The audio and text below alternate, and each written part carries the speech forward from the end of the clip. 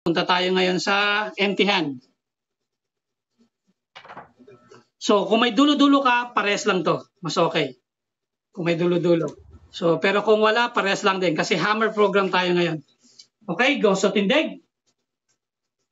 Visually, nandyan. Ngayon, ang gagawin natin, i-hide natin, then by hiding ng jab and cross. High and low. So, ngayon, hahammer mo sa head. Hahammer mo dito sa chest. Pag hammer sa chest, tulak, bomba. Yan.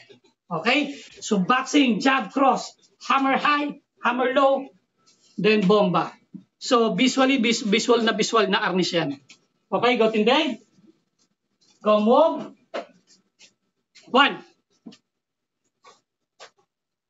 Go. Jab, cross. Hammer, bomba. Yeah, go. Tindig.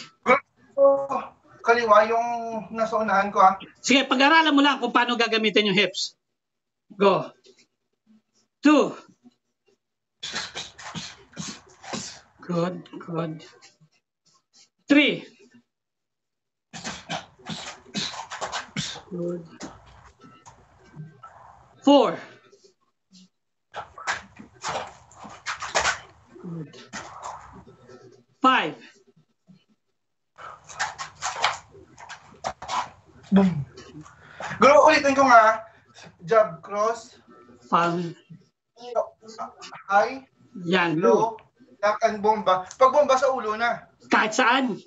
Basta importante yung sa sistema mo, since left hand ka, nag-start, yung mangyayari sa'yo, imbis na ito, 1 bomba, ang mangyayari sa'yo, 1 scrape. Kayurin mo. 1, 2, kayurin mo tapos lagyan mo nito ng neck. Okay, so, imbis na push, 1 neck, so kayurin mo yung 1, then bomba, kahit saan yan, pares lang yan. Okay, go. Tindig, 1 to 10. Go, move. 1. 1, 2, boom. Good. Tama po. 2.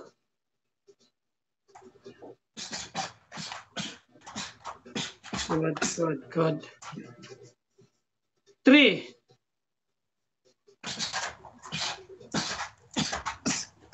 Good. 4. Good. 5.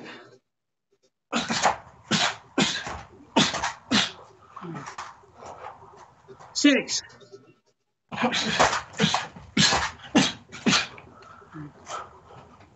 7.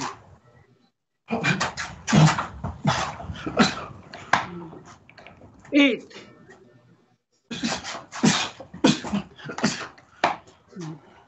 9.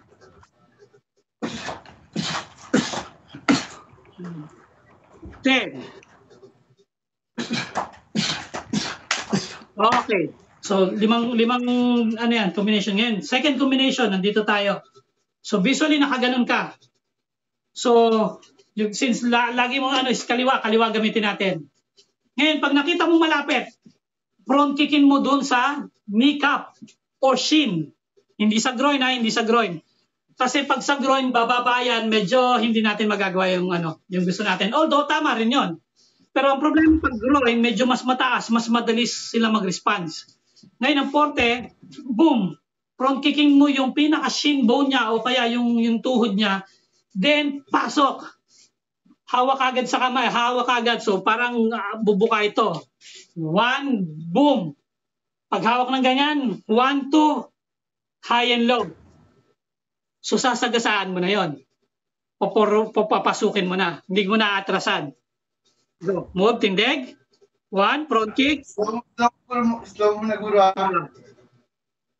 So, 1. Pasok. Angat to. Yan. High, then low, high. Yan na. Patadtad na lang yan. Doon na lang.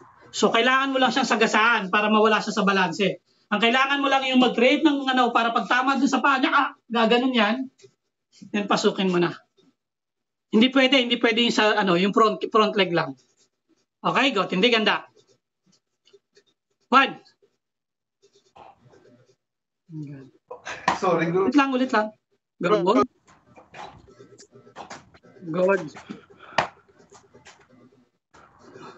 2.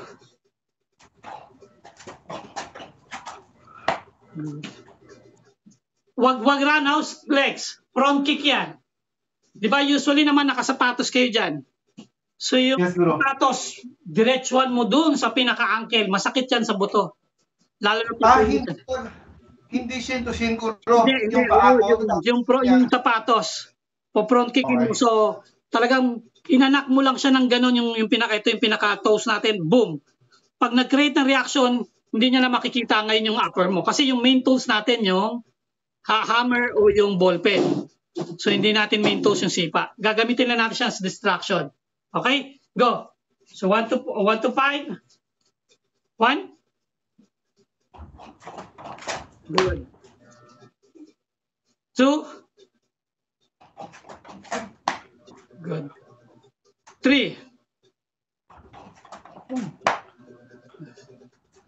4. 5. Okay. So next one. Nahirapan ako kanina, Guru Gani, kasi yung sipa, sabi ko sipa, gumaganon ako. So sabi ko palang alanganin, kaya naisip ko niya. Round kick, ginagawa lang yan. Kasi ang round kick, makikita ng tao dahil iikot yung hips eh. Ginagawa lang yan after mag-roll ka ng distraction sa head. Pero pag gagamitin mo siyang distraction, malabo yan. Kasi anything na kaya ang pansin mo, combatively, lahat ng combative instructor, ang usual na movements nila is laging pronto. Kasi hindi makikita. Dahil kaya mo sumipa nang hindi gumagano, hindi yumuyuko. So yan lang. So oblique kick ka, kaya mo mag-oblique kick ng hindi kailangan gumanon, hindi kailangan umikot. Hindi katulad sa round kick, pag ganon mo, kailangan para malakas, merong ganon. Kung uhok mo lang ng ganyan, magkakaroon ng shoulder rotation. Pagka magsa-side kick ka, kailangan mong gumanon. So, marami siyang So, usually sa labas, front kick lang, tsaka oblique kick. Oblique kick nga, minsan kita pa eh. Ang ginagawa lang sa oblique kick, pag nasa loob ka na. Pero front kick, effective yan sa lahat. Yung iba pa nga, magpo-front. Di ba, nauso ngayon sa combative board, nauso yung front kick na, hindi siya, sa karate, gumaganon, sa Muay Thai, ganyan. Front kick na, ganun lang, pero straight na straight. Para hindi makita yung, although mali yun, walang power, walang masyadong ganon. Pero yun ang pro, gusto natin mag-initiate, tayo mauna, nang hindi naman kailangan malakas. Pero syempre, kung gusto natin malakas, pero hindi naman ganun kalakas na distracted dahil susundan naman. Hindi katulad yung, kung makikita, boom, okay yun. Problem, sa labas, the moment na gumanon ka, mabilis mawala ng balanse. Telegraph din, Guru Gani, no? Oh. So, yun ang reason. Pero pag magko-combo tayo, yan, nagra-round kick tayo. Mamaya magra-round kick tayo. Pero sa ngayon, dun muna tayo. Okay? So, pangatlong combo ngayon, gagamitin na natin yung access. Access mo ng So, start na nandito, tulak, tapos access. Yan, yun ang reason bakit sinasabi ko dati na sa'yo na mag-aral ka ng mag-lift nito, tapos kukunin mo yan ng hindi to inaalis. Bakit? Pag malaki ang tao, the moment na ginanon mo at inalis mo, hindi mo siya nalagyan na ng direksyon. Kailangan ikaw yung may direksyon, ikaw yung may authority, tulak mo yung mukha niya habang ina-access mo. The moment na binariyo mo siya, inalis mo to, dapat in play na. Yung okay? Go, tindig. 1. Yan, good. 2.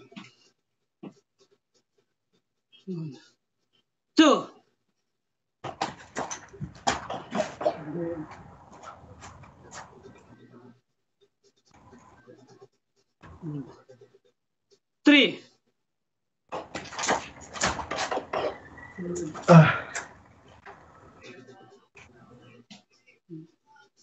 4.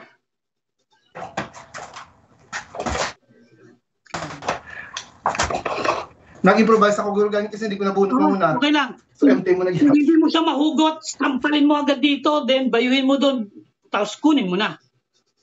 Pero pagka umabot ka ng 2 seconds, late ka na yan. Okay? Pagka improvise agad ng empty hand, basta importante may authority ka, tinulak mo siya, hindi niya makita, sampalin mo agad dito, hammer mo, hugutin mo ngayon.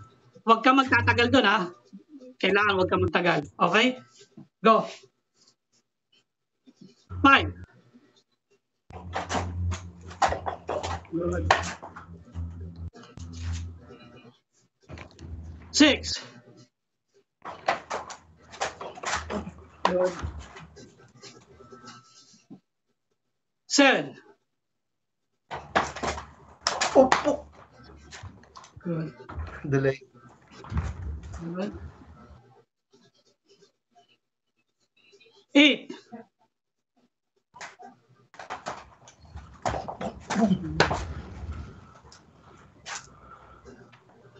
Nine. Good. 10. Okay. Ngayon. So visually nandyan siya ulit. So close kayo, malapit kayo ngayon. Tapos tinutulak-tulak ka niya. Ngayon, ang pinaka-the best na gagawin mo is one. Snatch mo na nito. Then, tulak mo sa gilid. Botan. Ito yung kunyari, ginanon mo na siya. Ito yung nakaganon siya, di ba? Nakaganyan. Ngayon, pag ganon mo siya, boom, gaganon yung mukha, di ba? Oo, so ito yung gagamitin mo, left arm. Tapikin mo ngayon, kasi hindi ka pwede sa kanan dahil mababawi niya. Doon tayo sa kaliwa para lumayo yung target niya. Tatapikin mo ngayon yung yung arms niya, both hand, punta ka sa gilid. Hindi lang tapik na gano'n, ha. Dapat ikaw din pumunta sa gilid. Then palm heel. Tapos hugutin mo ngayon yung tactical blade or tactical pen mo. Then hammer and hammer. Okay? Go. So integrating na to. Integrating ng Filipino combative using your weaponry. Okay, go tindig. Go. 1.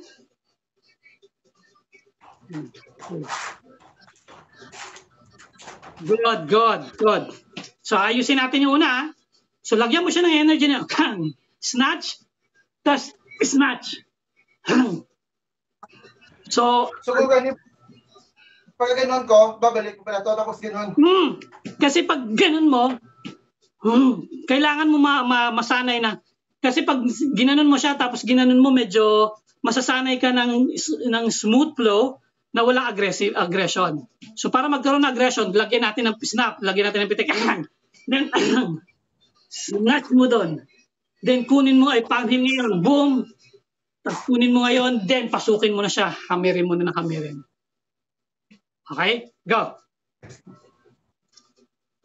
1.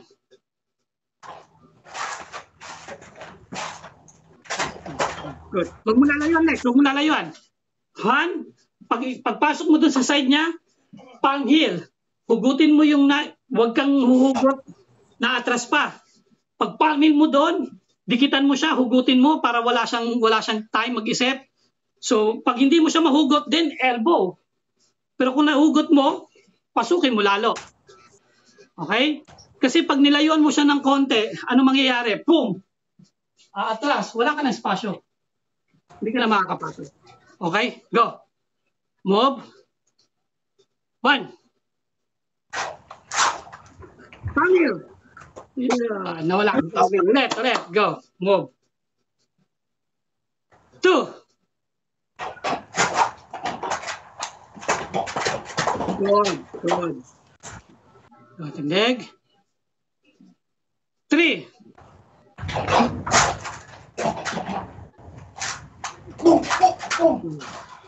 So, basta ito tandaan mo, ha. 1 access. Pag hindi mo siya na-access agad, sundan mo ulit ng palm heel, tuhurin mo, elbowin mo, gamitin mo lahat ng tools. Then, bago mo ulit i-access. Okay? Basta pag in-access mo siya at nagkaroon ka ng problema, So, kailangan ng access is quick. Pag hindi mo siya ma-access, then it's time to go to your empty hand. Okay? Go. Tindig. 4.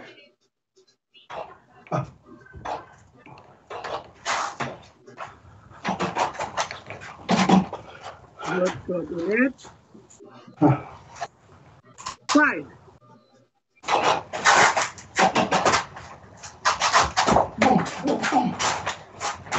Yeah, good. So, pag hindi ma-access, return to empty hand. Go. 6.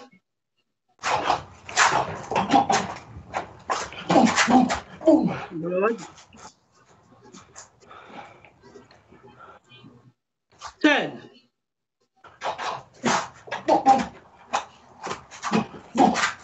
Good. 8.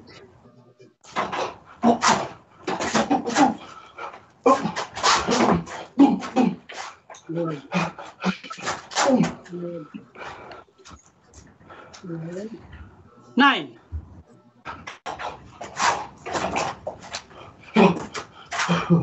Okay. Last one. 10.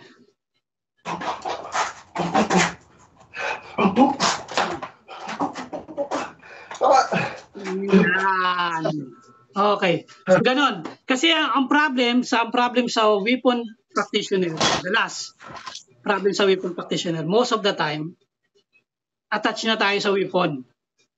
Na pag pag di mo na ma-access, nagkakaproblema na, nag-jam yung utak. Well, it happens kasi tao naman tayo, so ganun talaga, matataranta. Yun ang reason bakit tayo nagtitrain, na pag hindi na nag-jam na, pasok na agad. Then, balik ulit doon. Then, kung hindi pa makuha, pasok agad. Then, tulak, takbo na. Yun lang naman yan eh. Pero, syempre, as a weapon practitioner, doon talaga tayo lagi pupunta sa weapon dahil wala naman, pangit naman kung hindi ka gagamit ng weapon kung nagpa-practice ka ng weaponry. So, usually talaga, doon tayo magre-resort. Pero, huwag natin kakalimutan streetwise, hindi naman natin hawak lagi yan. For example, sa arnis, most of the time, ako, lagi ko sinasabi, pagka hindi naman tayo lagi may hawak na arnis. Kung may tactical baton ka, good. Pero kailangan mo pa rin i-access yung baton, i-deploy para magamit siya. Kung hindi mo rin magagamit. Ngayon, sabi nila, paano kung sa labas bigla ka nakahawak? Then good. Pag nakahawak ako, bakit hindi ako papalo ng ganyan? Well, pag nakahawak ka sa labas, mostly nahawakan mong hindi naman ganito. Hindi bilog, hindi perfect yung shape.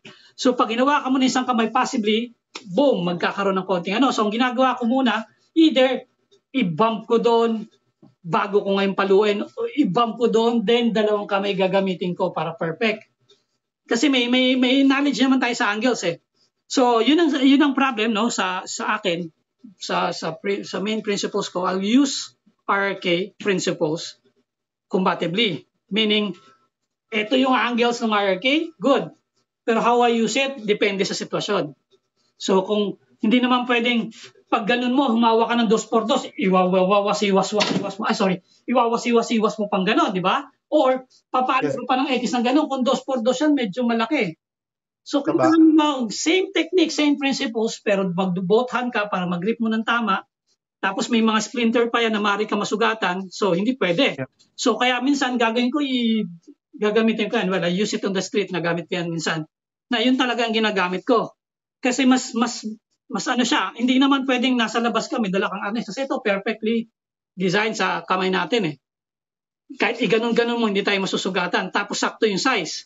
Sa labas yung 2x2, yung mahawakan mo, hindi naman sakto. Unless makakahawak ka ng tubo na bilog din. Pero bihira naman makahawak ng tubo na sakto rin yung size. Madalas mahaba o super ikli. Di ba? So, paano mo siya itatranslate sa street? Kailangan ganun din yung mentality mo na, hindi, mahirap hawakan eh.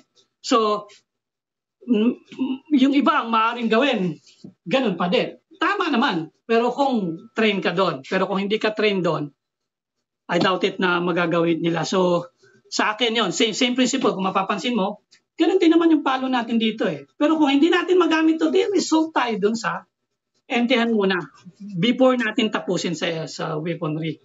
Kasi syempre, weapon practitioner tayo, kukunin natin yan. So yung weapon, sabi nga nila is additional weapon para magkaroon ka ng added power o yung neutralizer. Pero sometimes ang hirap kunin ng neutralizer, di ba? Madalas. Hindi naman tayo naglalakad na yung weapon natin nandito na o yung kutsilyo natin nandyan na. Hindi naman. Laging nandito yan. Kasi kung hindi, criminal ka na din. Okay? So, Aggressor. yan lang. Ngayon, balik tayo. Empty-handed. Empty-handed tayo. Just basic jab and cross. Just basic 1. So snap, jab, cross, hook. Ngayon, power shot tayo ngayon. So dito yung katawan. Go 1 and 2. Andun. I-develop natin yung hook. Oh, palm heel siya, pasampal. Go move 1, perfect form. 2, perfect form. Then, yan. Para maintindihan mo, 1 and 2. So, kung mapapansin mo, slow yung una, slow yung pangalawa, pero ito, para maintindihan natin yung paghugot ng nandun. Okay, go. Tindig. Pag-count ko ng 1, 1, 2, okay, go. Tindig. 1. Good. 2. Good. 3. Good. 4. Good. 5. Good. 6. Good. 7. Good. 8. 9. 10. Okay, ngayon, ganun pa rin ha. So, 1, baba, suntok sa tiyan. Tapos, bigla kang aangat. Ngayon, kailangan ko matrain mo yung 1, 2, bababa ka talaga. Then, 3. Yan. So, ganun pa rin. Tinitrain pa rin natin yung hook. Pero pinag-aaralan natin yung different positioning. So, pag susuntok legs, 1, cover your face. Boom! Over din yung face mo. Hindi pwedeng sumuntok ka na naka, 1. Andun din. So, 1, baba, cover your face. Andito yung kamay. Then, hook down. Okay? Go. Tindig. 1. Good. Good. 2. Good. 3. 4.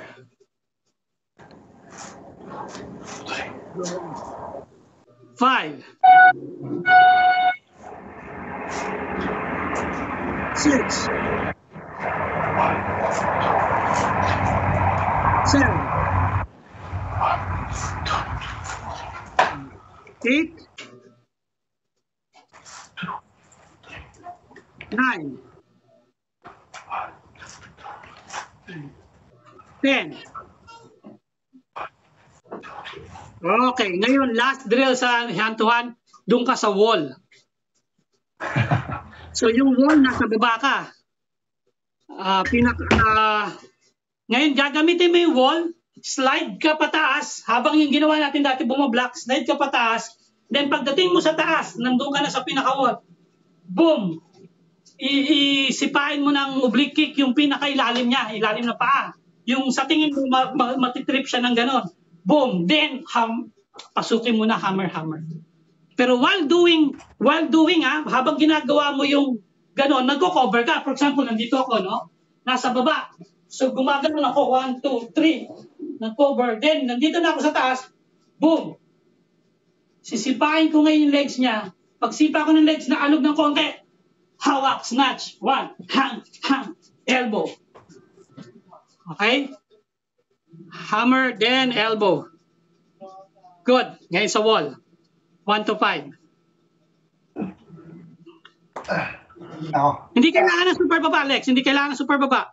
Visually, nasuntok ka lang na medyo ka pa-down ka ng konti, then aralin mo kung paano ka gumapang paangat. Go, tindig. 1.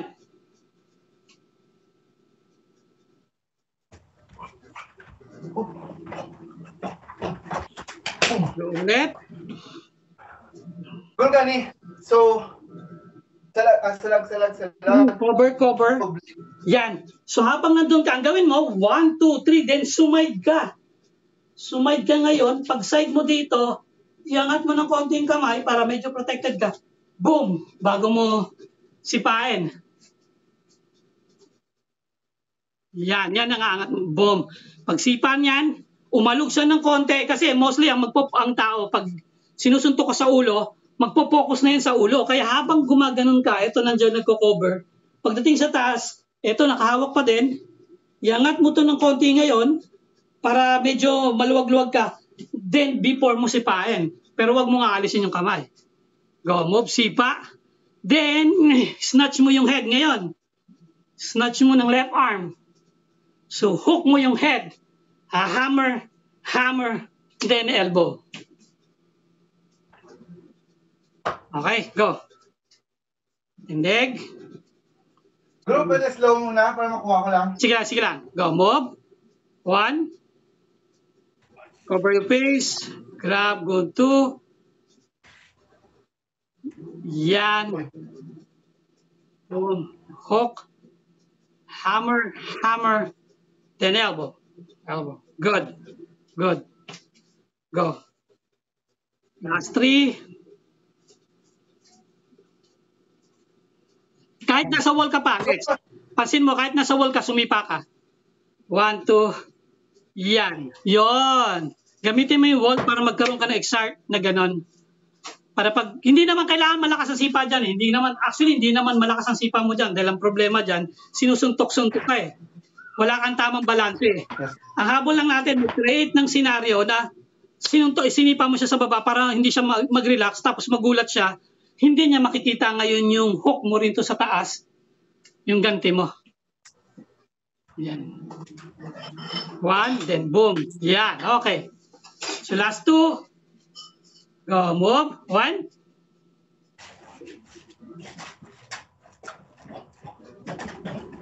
Good. Okay, last 1. Go, move. Go.